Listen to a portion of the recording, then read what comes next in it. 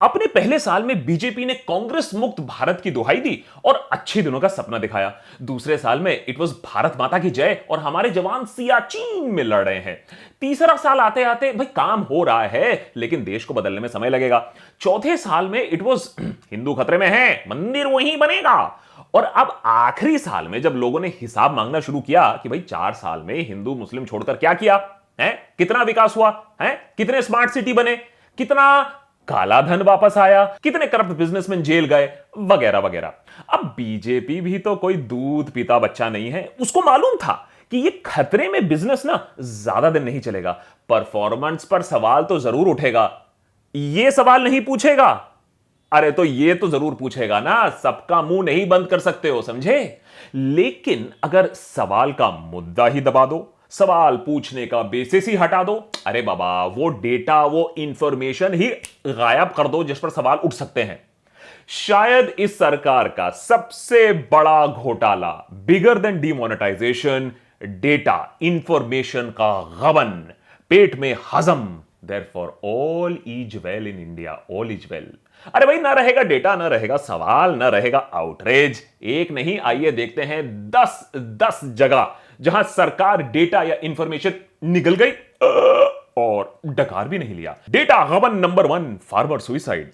Government of Maharashtra in the state assembly has informed that 639 farmers committed suicide in the state between March and May 2018। 3 महीने 600 से ज्यादा suicide एक state में। अब आप समझ लीजिए कि why the government hasn't published farmer suicide data nationally from 2016, 2017, 2018 की तो बात ही नहीं करें हैं।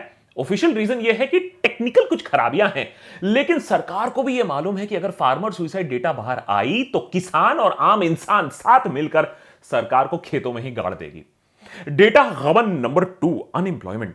हमारे प्रधान सेवक के अनुसार इंडिया में इतने जॉब्स हैं कि उनको गिनना अब मुश्किल हो गया है। जी हां, इशू जॉब्स का थोड़ी ना है, इशू हमारे पास जॉब डेटा इंफॉर्मेशन नहीं है। अरे विपक्ष बेरोजगारी को लेकर हंगामा कैसे करेगी जब बेरोजगारी का डेटा ही नहीं होगा। वाह, इसको कहते हैं पॉलिटिक्स। जिस सरकार ने वायदा किया था कि हर साल 1 करोड़ से ज्यादा नए जॉब्स बनेंगे, वो सरकार आज ये मानने को तैयार नहीं है कि अनएम्प्लॉयमेंट बढ़ रही है। आपको पकौड़े तलवा देगी ये सरकार, लेकिन अनएम्प्लॉयड नहीं कहेगी। अब 3 महीने का एक्स्ट्रा टाइम मांगा है सरकार ने न्यू जॉब डेटा कलेक्ट करने के लिए, नंबर जैकअप करने के लिए। इसका मतलब है अगले 3 महीनों में बहुत सारा पकौड़ा तलने वाला है। डेटा गबन number 3, right to know information. हमारी सरकार काम में इतना बिजी है that it does not want to share information कि इतना अच्छा काम कर रही है, हम सिटीजन के साथ क्यों शेयर करें। अरे वैसे में भी आप और हम गूंगी डफर जनता को क्या फर्क पड़ता है? इसलिए हटाओ इस आरटीआई एक्ट को, कोई जरूरत नहीं है जनता को इतना कुछ बताने की। मोदी सरकार wants to limit the tenure of the state information commissioner, chief information commissioner, basically having the right to sack them. Also limit their salaries to basically ensure that उनको कंट्रोल कर सके अगर ज्यादा कोई फुद के तो है। घपला का डेटा ही अगर नहीं निकलने दोगे तो भाई देश में शांति ही तो रहेगी। सरकार ऐसा क्यों कर रही है भाई? आफ्टर ऑल आरटीआई को तो इंटरनेशनली एक गुड एक्ट, एक ट्रांसपेरेंट एक्ट माना गया था ना। Former central information commissioner CIC Shailesh Gandhi का यह कहना है that the move seems to be a fallout of the central information commission's order to respond to RTIs about the educational qualification of prime minister Narendra Modi. अब वो इंटायर पॉलिटिकल साइंस के चक्कर में CIC की लग रही है। सीआईसी ने मोदी से पंगा क्या ले लिया? मोदी ने कहा कि आओ सीआईसी की छुट्टी कर देते हैं। इसको कहते हैं 56 इंच जवाब। फिलहाल ऑपोजिशन ने शोर मचाया है तो ये मूव इज ऑन होल्ड, लेकिन आरटीआई की तो लग ली। डेटा गबन नंबर 4, लिंचिंग। आप बीजेपी के सपोर्टर हो या ना हो, इतनी सारी लिंचिंग के केसेस पूरे देश को एम्बैरेस कर चुकी हैं इंटरनेशनली। यह तो शर्म की बात है, इस पे कोई डाउट नहीं है। कभी बीफ पर लिंचिंग, कभी ट्रेन सीट पर लिंचिंग, कभी किडनैपिंग पर लिंचिंग। लेकिन जब राज्यसभा में सरकार को पूछा गया तो सरकार ने यह कहा दैट भैया उनके पास लिंचिंग का कोई डेटा ही नहीं है। और यूनियन मंत्री ने यह भी कहा कि भाई कोई और नया एक्ट बनाने की जरूरत नहीं है। One day after the Supreme Court urged the government to come out with an anti lynching legislation. तो अगले साल तक लिंचिंग तो काल्पनिक हो जाएगा। डेटा गबन नंबर 5, डीमोनेटाइजेशन। 2 साल होने वाले हैं। 8 नवंबर 2016 की वो डरावनी रात। एक ही झटके में corruption, black money, counterfeit currency और टेरर फाइनेंसिंग का खात्मा होना था। लेकिन खात्मा हो गया 150 लोगों का एटीएम लाइन में खड़े होके। इकोनॉमी का, पेस का, ग्रोथ का सब खात्मा। एक साल बाद आरबीआई ने डेटा निकाला कि भाई 98.96% ऑफ द कैश सिस्टम में वापस आ गया था। तो ब्लैक मनी तो था ही नहीं उतना, और डिजिटल इंडिया भी हो गया फेल। आज भी we are waiting for the RBI's concluding report on the macroeconomic impact of demonetisation. किसी को यह नहीं मालूम है कि डीमोनेटाइजेशन में हमारे देश की कितनी वाट लगी। डेटा गबन नंबर 6, जीडीपी। भाई देखो, पावर में आने के बाद मोदी सरकार ने जीडीपी मापने का सिस्टम ही बदल दिया। It change the base year to 2011-2012 from 2004-2005 in addition to the method of calculation of GDP. आज भी कैलकुलेशन कैसे होता है जीडीपी का सबको क्लियर नहीं है, और बेस ईयर फिर से चेंज होने वाला है 2017-18 में फ्रॉम 2011-2012। देखो, मैथ सिंपल है। बेस ईयर का ग्रोथ ही लो होगा तो ग्रोथ ज्यादा दिखेगा, माने ज्यादा दिखेगा चार्ट्स में, एड्स में, टीवी पे, इंटरनेट पे, मन की बात पे। सरकार को इसी से मतलब है, ग्राउंड पे क्या हो रहा है उससे कोई फर्क नहीं पड़ता है।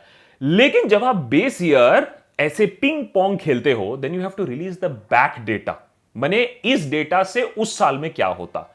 इकोनॉमिस्ट का यह मानना है कि यह बैक डेटा यह भी दिखाएगी दैट ग्रोथ, विकास was better under UPA 2 than Modi ji years. इसीलिए 2 बार बोलकर भी बैक डेटा रिलीज नहीं हुआ है।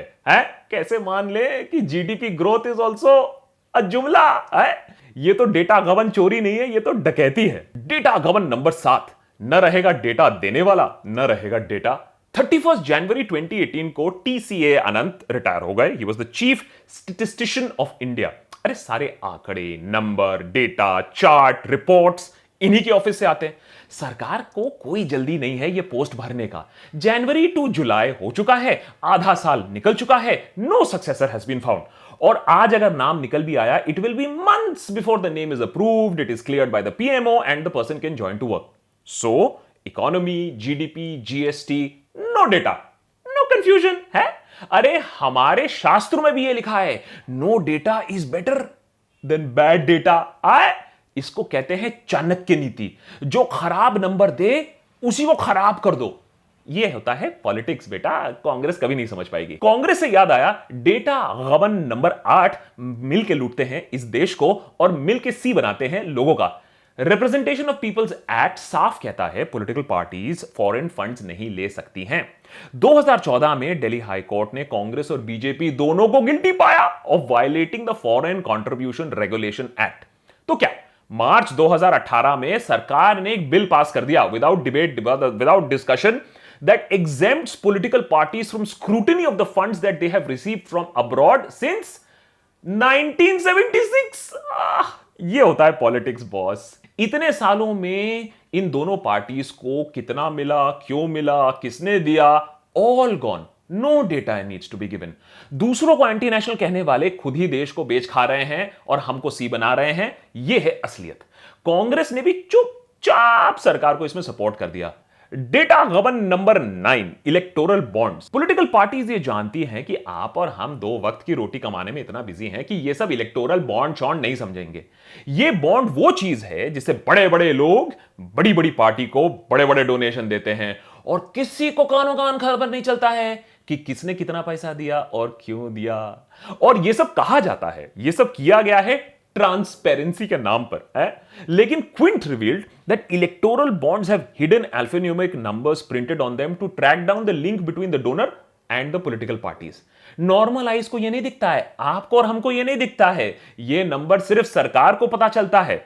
इलेक्शन फंडिंग का पैसा किसने किसको दिया जिससे सरकार भी लोगों को टाइट कर सके। यह है असली डेटा और सरकार को मालूम है असली डेटा का इंपॉर्टेंस और उसको कैसे निकालना। डेटा गबन नंबर 10, आधार। पूरी राम कथा चल रही है, Aadhaar is good, Aadhaar is bad, SC पे सवाल है, गवर्नमेंट विकास की दुहाई दे रहा है, लेकिन यह किसी को क्लियर नहीं है कि सरकार आधार डेटा का कर क्या रही है? कितना डेटा निकलता है, कितना लीक होता है, हमारे लाइफ पे उसका इंपैक्ट कितना होता है, बड़ी बड़ी कंपनियों को कितना डेटा जा रहा है। It's all a data black hole. हम डेटा देते हैं और डेटा खिंच रहा है। गवर्नमेंट हर दिन बोलती है कि Aadhaar data is rock solid, it is safe, और हर दिन एक अखबार में रिपोर्ट आता है कि कैसे आधार डेटा लीक हुआ, कैसे लोगों का बैंक अकाउंट हैक हुआ यूजिंग आधार डिटेल्स। बेसिकली सरकार यह कह रही है हमारा डेटा स्पेशल है, किसी को नहीं देंगे तुम्हारा डेटा। अरे सिटीजन का डेटा फ्री में है, बांटो इसको। My data is my data, your data is not your data. याद रखना अगले 9 महीने में इनमें से कितना सारा डेटा बाहर आएगा, नो वन नोज। लेकिन अगर यह डेटा बाहर आया, it will have a major impact on the elections. लेकिन स्वच्छ भारत कैंपेन चल रहा है, सारा डेटा स्वच्छ हो रहा है, under the carpet, clean out. No data is the greatest data. अरे ऑपोजिशन भी सो रही है भाई। अरे देखो 2G, कोलगेट, CWG, इतना सारा डेटा देख के ना राहुल गांधी भी कह रहा है भाई देखो स्क्रू दिस डेटा, जाने दो, मैं ऐसे कुछ और कर लूंगा। This is why at the end of the day we the voters, we the citizens are screwed. We can not even decide. अरे हम डिसाइड नहीं कर सकते सरकार ने काम किया या नहीं किया based on data. That is why the only data that we have is मंदिर वहीं बनेगा। लेकिन अगली बार आपके साथ कोई हिंदू मुसलमान करे तो कम से कम यह पूछ लीजिएगा कि दाता को छोड़ो, डेटा का भी तो कुछ बताओ है।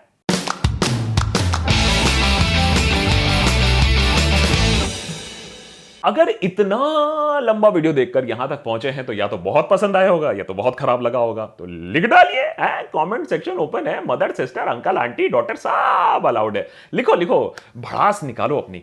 लेकिन हां एक चीज है that if you think that this sort of commentary should survive, this sort of commentary, researched satire should be there, तो जरूर सपोर्ट करिए इस चैनल को, सब्सक्राइब करिए, बेल आइकॉन दबाइए। कौन दबाएगा बेल आइकॉन? हर चीज मोदी जी करेंगे हैं? बेल आइकॉन दबाओ so that you also get to know when I come live, because we do these live chat sessions every week, maybe twice a week also.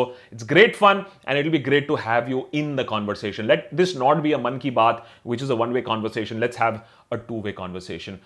Also very important is, of course, your financial support. So there is a InstaMojo link niche, there is a Patreon link niche.